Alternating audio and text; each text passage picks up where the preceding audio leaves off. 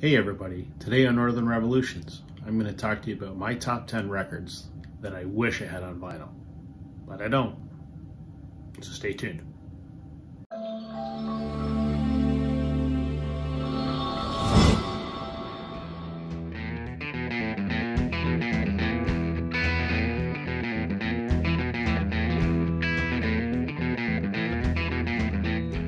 Hey vinyl community, welcome to Northern Revolutions. My name's Rob. Welcome back if you're returning. Welcome if you're new. Today, I wanted to go over my top 10 records that I don't own, that I wish I did. My wish list. It's not an original idea. There's another channel out there that I subscribe to, NTX Vinyl. He did a video just recently on this very topic, and I thought that was pretty clever. So I'm going to share with you today 10 records that have been on my wish list for a while that I don't know if I'm ever going to own, either because they're pretty scarce or because they're pretty expensive, or they're both. So before I get started, if you could leave me a like, a subscribe would be wonderful. Don't forget that bell notification. Your support really does help grow my channel. I appreciate it. The first record that, and these are in no particular order, I should mention. These are just 10 albums that I really wish I owned. So the first one that just came to mind is Tuesday Night Music Club by Sheryl Crow. This was her debut album from 1993. It had the singles Leaving Las Vegas, Strong Enough, Can't Cry Anymore, All I Want to Do, I think I Shall Believe was on there as well. Just a fantastic record. And I remember vividly having this on CD back in '93 when it came out. I still have it on CD. And I remember listening to it. I don't remember how I got the CD, but I vividly remember the first time I played it, obviously the first song, which was the first single, Run Baby Run, which was actually not commercially successful as a single, but I remember the first time I played it and I heard that song, I thought, I love this. This is fantastic. And I still love that song to this day. That was a pretty successful album. Obviously, it launched Sheryl Crow's career. She won 3 Grammy Awards for that album. It was released for the first time on vinyl in 2018. It was a Record Store Day release, and it was done on, it was like a blue vinyl. I remember when it came out, and I thought, I need to track this down. Didn't have it in any of the local record stores. And I kicked myself. I did see it a few times on eBay when it first came out, and I thought I should probably grab it, but I didn't. Namely because most of the records that were on eBay, most of the copies of this would come from the States, and I would have to pay as much in shipping as I would for the cost of the record, and I didn't. In hindsight, I wish that I would have, because that record has gone on to be pretty expensive. I mean, it routinely sells on eBay and on Discogs for, you know, $200. So yeah, Tuesday Night Music Club. I hope that they do just a standard reissue of that at some point. I don't know why they wouldn't, but that's the first one that came to mind. Along that same line, Record Store Day releases that I missed out on, and I kicked myself for, is Dizzy Up the Girl by the Goo Goo Dolls. That was their 6th studio album, probably their most successful. It was the one that had Iris on it, which was their, probably their biggest hit. It was off the City of Angels soundtrack. Interesting trivia fact about that. The name of that song, Iris, is named after the folk singer Iris DeMent. And I guess as the story goes, they had finished recording the song but didn't have a title for it. And guess they were asked for a title, and Johnny Resnick had been reading the newspaper, and he saw that Iris DeMent was playing a concert, whatever city they happened to be in, and he thought the name Iris sounded nice, so that's what he called the song. A little bit of trivia. But that album had some other hits on there. It had Slide, it had Broadway, Black Balloon. I think my first recognition of that album when it came out was I remember seeing the video for Broadway played a lot on Much Music, which is the Canadian equivalent to MTV. I remember that song a lot, and that was my first sort of exposure to that record, and I loved it. Owned it on CD. I think I probably still have it on CD. The only time it was ever released on vinyl was Record Store Day in 2018, and it was like a purple swirl kind of vinyl. That's ever been the only vinyl release. And again, they didn't have it at any of my local record stores. And I thought about picking it up off eBay, but for the same reason as the Sheryl Crow record, shipping was going to be, it's probably $40 for the record and $40 for shipping. And I thought, that's a little bit crazy. Well, now that record is, $200, $250. So I kicked myself again. But it is what it is. I hope, again, that actually might see release, because the Goo Goo Dolls have just released for the first time on vinyl their greatest hits that came out last week.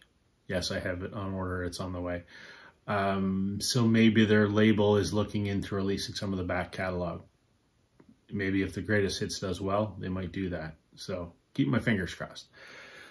The next one that I've got on my list is a hugely successful album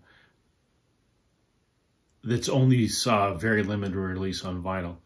I'm a big Aerosmith fan, and I have everything that Aerosmith has put out on vinyl, including the really hard to find stuff, Just Push Play and Honkin' on Bobo. The one that eludes me is Big Ones. It's not an album, it's a compilation of the songs from Get a Grip and Pump, and I think there were a couple other additional singles that, and Permanent Vacation. So that was that period during the, late 80s, early 90s, when they had some of those huge hits like Crazy and Crying.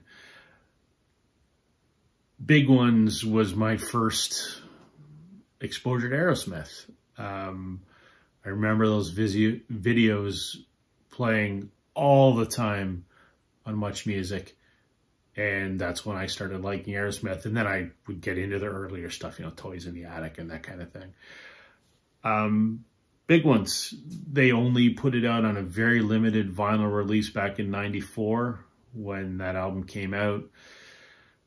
I don't even know if they were North American pressings. They were probably European pressings. So there's not a lot of them here. You occasionally see it on eBay or Discog, and again, it's several $100s. So I hope someday that comes out on vinyl again as a reissue. We'll have to wait and see. I've mentioned Record Store Day a couple times. Another Record Store Day release that really wish I had, I've never seen, is U2's Wide Awake in Europe. And it's kind of a, pays homage to their Wide Awake in America EP from earlier in their career. Wide Awake in Europe was a Record Store Day release in 2010. It's got 3 live tracks on it from their U2 360 tour. Apparently there was only 500 copies of it made. I don't know if that's accurate, but that's what I read. I've never seen it. I want it, not necessarily because there's only 3 songs on it. I'm just kind of a completist, and I have pretty much everything U2 has put out.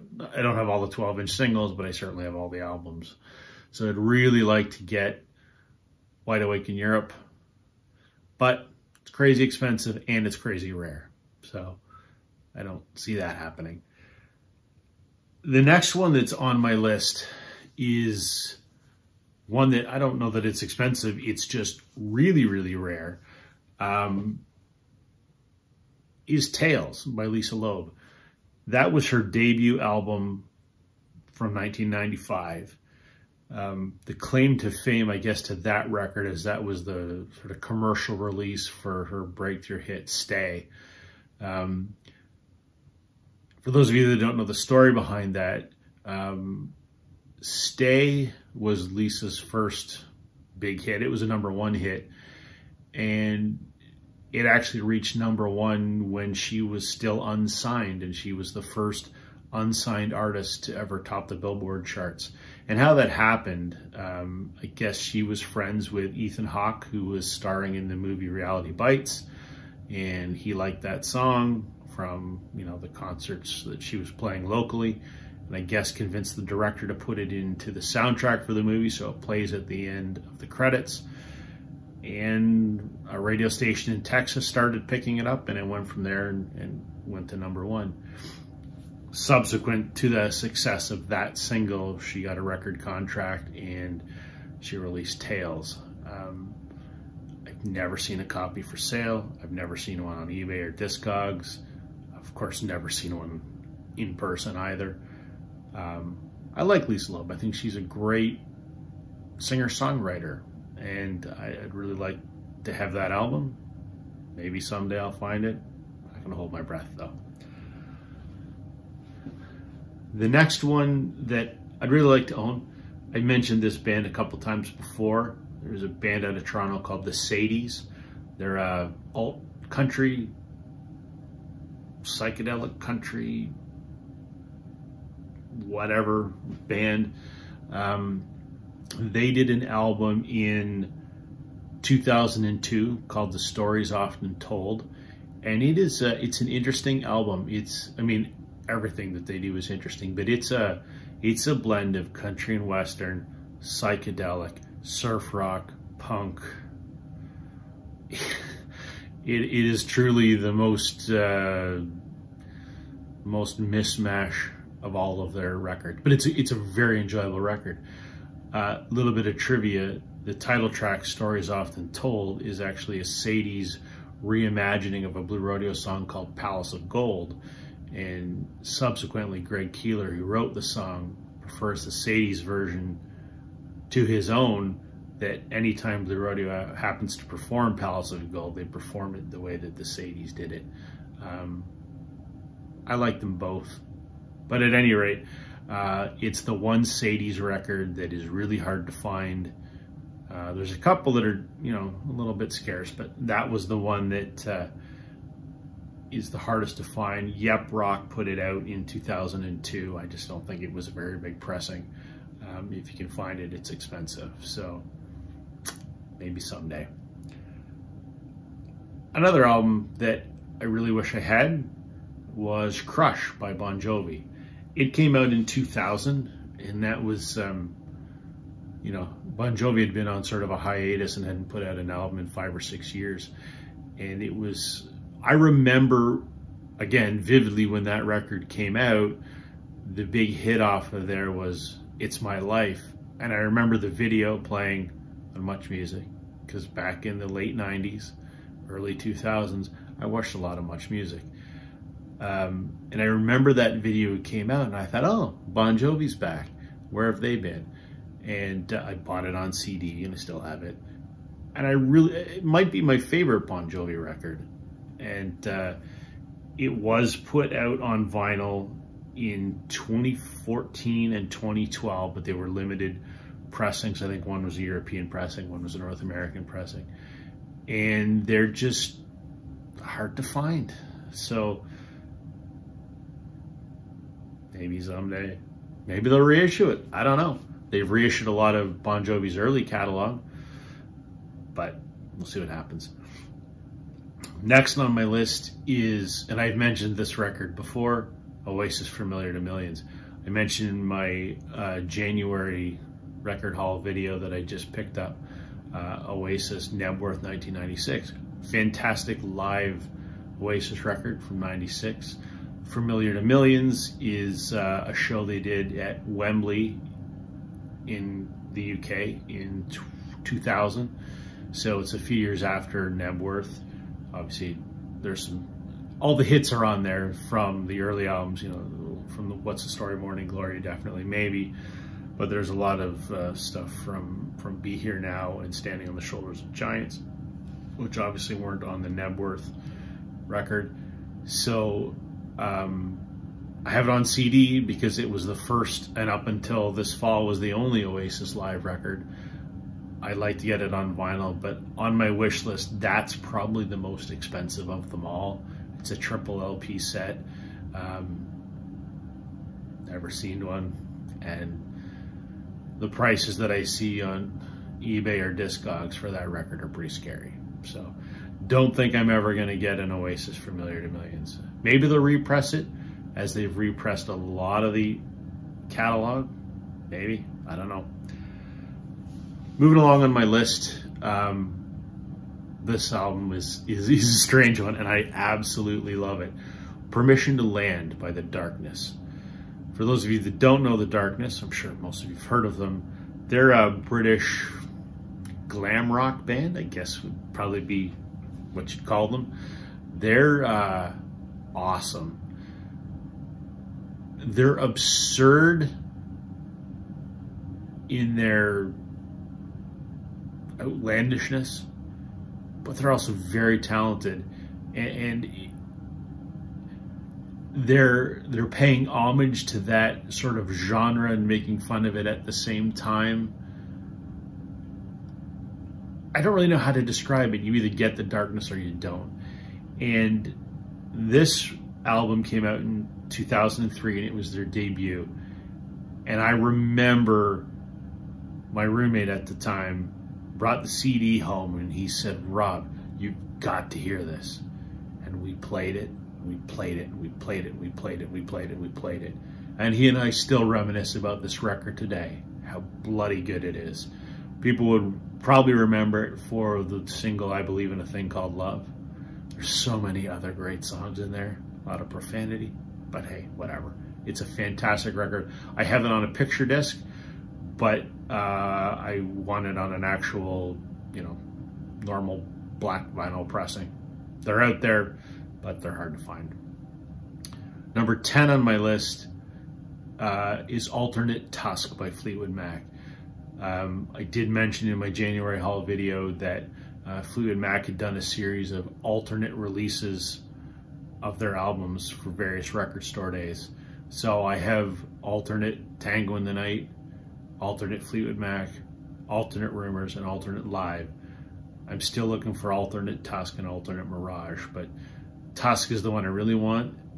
It's the rarest of them all. I think there's only around 10,000 copies worldwide. It's kind of expensive. I kicked myself because I did see this in the record store in the city that I live in, which is remarkable because the record stores in the city that I live in are not very good, and certainly weren't when this came out 5 years ago. I didn't buy it at the time. I don't know why. I should have. I didn't. Now I kicked myself. Alternate Tusk. It's great. It's alternate takes. It's demos. It's same track listing as the commercial released album, just different versions of the songs. And from what I've read, it's quite an entertaining listen. It certainly has a different feel, a different mood to it. So I'm looking forward to maybe someday getting that one. I know I said 10, but I got to put 11 on my list because there's one that I have to mention that I really want. Breach by the Wallflowers. I love the Wallflowers. The Wallflowers are essentially just a solo project by Jacob Dylan and an assortment of backing musicians. Breach came out in 2000. It was the follow-up to their hugely successful Bringing Down the Horse, which is one of my favorite albums of all time. If I was stranded on a desert island, I would have to have that album with me. This was the follow-up. So as expected, it didn't perform as well as its predecessor, which is, you know, asking a lot. It did have one sort of hit single on their Sleepwalker. For those of you that don't know, Jacob Dylan, who's the singer-songwriter and frontman of the Wallflowers, is Bob Dylan's son. And this album is really, I think, him working through his dealing with his famous lineage, I guess. And if you listen to the lyrics of Sleepwalker, I think it's really his comment on what it's like to be Bob Dylan's son in the music business. I think it's a very enjoyable record. Was only pressed on vinyl during the initial release when the album came out in 2000. Limited pressing, hard to find. They occasionally pop up online for a few $100. I think of any of these records, if I was going to drop the coin on it, it might be this one, but it's still a couple $100 is a lot to spend on a record. So those are my top 10/11 records that I don't have in my collection that I really wish I did have in my collection. Hats off to NTX Vinyl for the idea. I'll link to their channel. Check out their video. That's everything I've got for today. Thanks for sticking around. Thanks for watching my video. Do me a favor, hit the like and subscribe.